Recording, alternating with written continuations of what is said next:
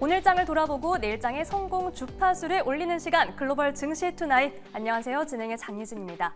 오늘 하루도 잘 보내셨나요? 이 수요일은요, 낙타의 등처럼 한 주의 중간에 불쑥 솟아 있어서 험프데이라고도 부릅니다. 오늘 우리 증시, 양시장은 이 고개를 조금 다르게 넘어왔습니다. 코스피는 보합권에서 계속해서 방향성을 탐색하다가 2,700선을 가까스로 회복했죠. 하지만 오늘은 코스닥이 조금 탄력이 떨어졌는데요. 오늘 시장 내용 잘 정리해보고 내일 장도 대응해보도록 하겠습니다. 자, 오늘 첫 순서로 한규수의 큐사인 가보겠습니다. MBN골드 한규수 매니저 연결합니다. 매니저님, 안녕하세요. 네, 안녕하십니까. 한규수 매니저입니다. 네, 오늘 시장 흐름이 엇갈렸습니다. 오늘 어떻게 보셨습니까? 네, 오늘 전체적인 장세는 코스피 코스닥 대체적으로 혼조 장세를 보였습니다만 전체적인 시장 분위기는 대체적으로 관망세가 좀 더 지배적인 그런 하루가 아니었나 이렇게 판단을 드릴 수가 있겠습니다. 미국 FOMC 회의 의사록과 그리고 이제 잭슨홀 미팅을 앞두고 전체적인 시장은 그 결과가 어떻게 될지 또 어떤 말들이 나올지 이런 것들을 확인하고 매매하려고 하는 그런 관망세가 상당히 짙게 나타났다라고 보시면 되겠죠. 미국 연준에서 현재 미국 경제를 보는 그 시각 그리고 앞으로 금리 정책이 어떻게 될 것인지라는 것을 확인하고 대응하려는 그런 짙은 관망세가 전개됐고요. 다만 오늘 외국인 투자가들의 수급이 선물 시장에서는 3,500계약 정도 매수가 들어왔습니다만 코스피 시장에서는 311억 원 순매수에 그쳤고요. 코스닥에서 무려 3,351억 매도하는 등 전체적으로 외국인들의 수급도 관망세를 기록한 모습입니다. 다만 최근 일주일여 기간 동안의 수급치를 볼 때면 추세적으로는 견조한 수급이 전개됐기 때문에 시장의 분위기는 대체로 관망세가 나타났습니다만 전체적인 시장의 흐름은 그렇게 나쁘지는 않은 것으로 일단은 보시면 되겠죠. 다만 외국인들이 공격적인 매수 형태를 아직까지 보이지 않고 있는 부분들 또 지금 현재 시장에서 여러 가지 경제 지표가 대기하고 있는 부분들이기 때문에 앞으로 증권시장은 이 돌발적인 악재가 없는 상태다라고 한다면 시장은 혼조 후에 재상승 가능성이 있을 거로 기대가 되고 있습니다. 자, 그러나 여기서 우리가 주목해야 될 부분이 바로 이 돌발적인 악재다라는 것이겠죠. 이 돌발적인 악재가 지금 현 구간에서 나올 수도 있겠고 안 나올 수도 있는데 나올 가능성도 분명히 있습니다. 미국의 고용지표라든가 여러 가지 경제지표가 우리가 또 시장에서 생각했던 것처럼 다소 부진하게 나온다라고 한다면 시장은 지난번과 같은 그런 충격을 받을 가능성도 완전하게 배제는 못하는 상태입니다. 따라서 시장에 대해서 너무 무수할 필요는 없겠습니다만 말씀드렸듯이 돌발적인 악재가 나온다라고 한다면 그때는 분명히 우리가 방어적인 태세를 갖추는 게 맞을 거고요. 그런 돌발적인 악재가 없는 상태다라고 한다면 시장은 대체적인 혼조 장세 후에 재상승세가 나올 가능성이 높다. 이렇게 보시는 게 바람직할 것 같습니다. 네, 오히려 시장의 관심이 이 빅 이벤트에만 집중되어 있는 모습이었는데 이번 주 발표되는 다른 지표들도 잘 확인을 해봐야겠습니다. 자, 매니저님 그러면 저희 내일 시장은 어떻게 대응해보면 좋을까요? 네, 일단 지수 조정을 통해서 유망 종목에 대한 저가 매수 전략은 아직까지는 좀 유지를 하셔도 무방하지 않을까라는 생각을 하고 있습니다. 미국 경제가 상당히 조심스럽고 미국 연준의 행보도 상당히 조심스럽게 대응을 하고 있는 상태이기 때문에 모두가 이렇게 조심하는 장세는 그렇게 쉽게 무너지지는 않을 거로 일단 판단되고 있고요. 미국의 경제 지표가 전체적으로 상당히 안정적이다라는 부분들 보게 되면 아직은 너무 그렇게 공포스러울 만한 단계는 좀 아니지 않느냐라는 그런 판단도 일단 드려볼 수가 있겠습니다.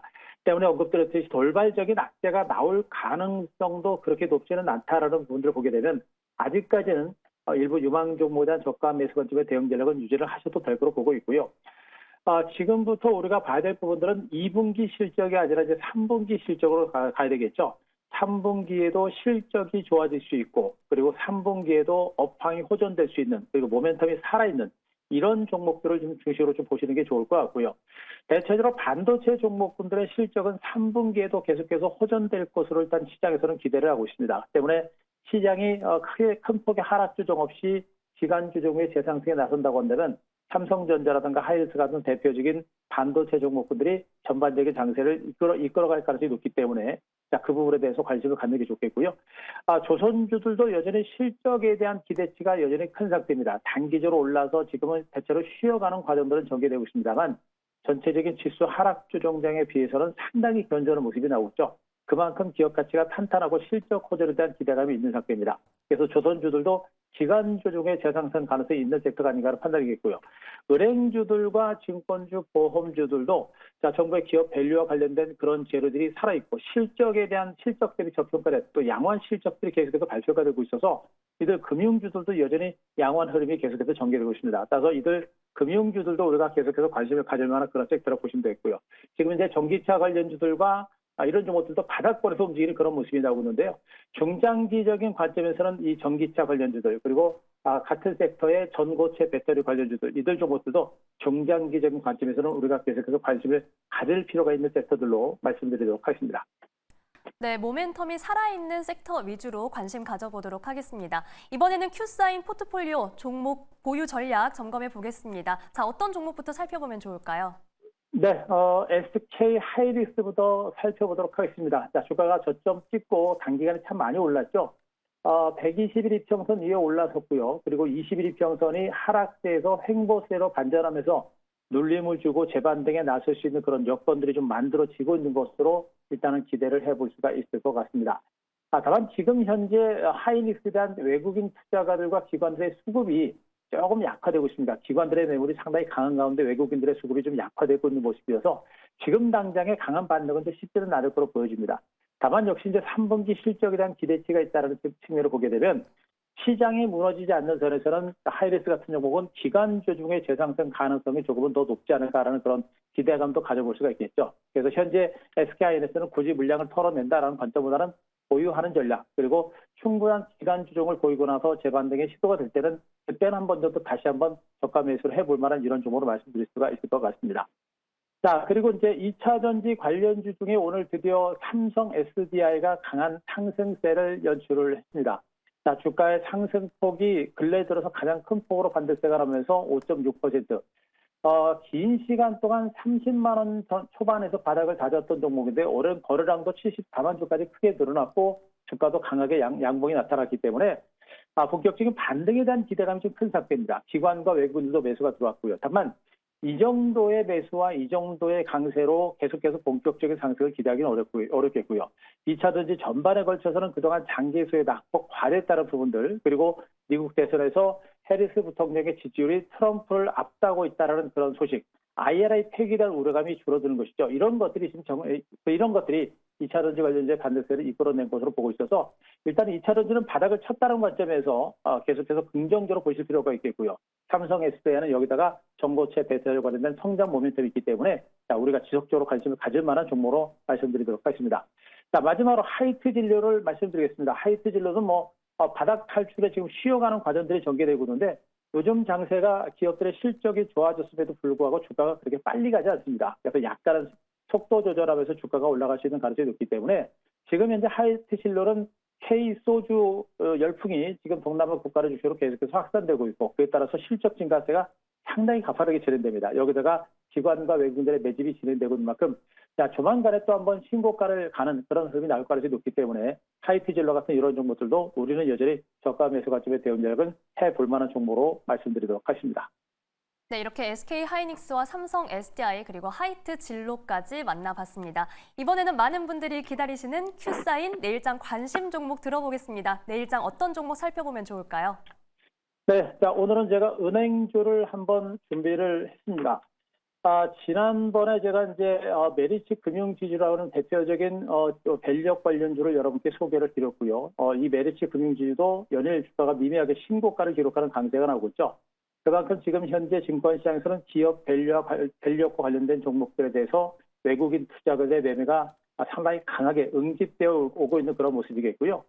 그중에서 하나금융지주 같은 종목들, 미미하게 지금 현재 박스권 상단을 지금 돌파하려고 하는 그런 시도가 지금 진행이 되고 있는 상태입니다. 하나금융지주도 대표적인 저평가된 그런 종목이라고 보시면 되겠죠. 실적도 꾸준하게 좋아지고 있는 가운데 역시 주주환원 정책에 대한 기대감이 상당폭 커지고 있는 그런 종목으로 보시면 될 것 같고요. 최근에 기관들의 매수가 상당히 강하게 들어오고 있습니다. 외국인들이 먼저 들어왔고요. 나중에 기관 매수까지 들어오면서 박스권 상단 돌파가 시도가 되고 있기 때문에 우리가 좀 더 주목을 해볼 만한 종목을 보시면 되겠고요.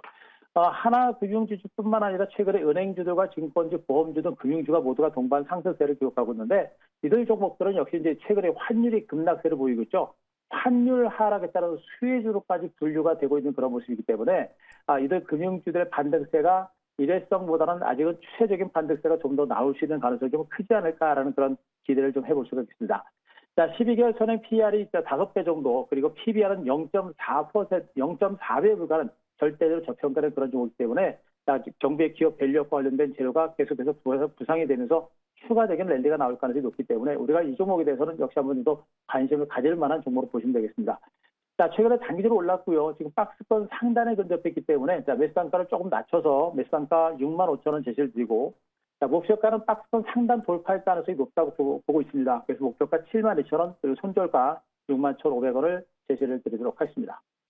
네, 최근 견조한 시세 보이는 금융주 중에서 저평가주로 판단되는 하나금융지주 소개해 주셨습니다. 앞으로의 흐름 살펴보겠습니다. 지금까지 MBN골드 한규수 매니저와 함께했습니다. 고맙습니다.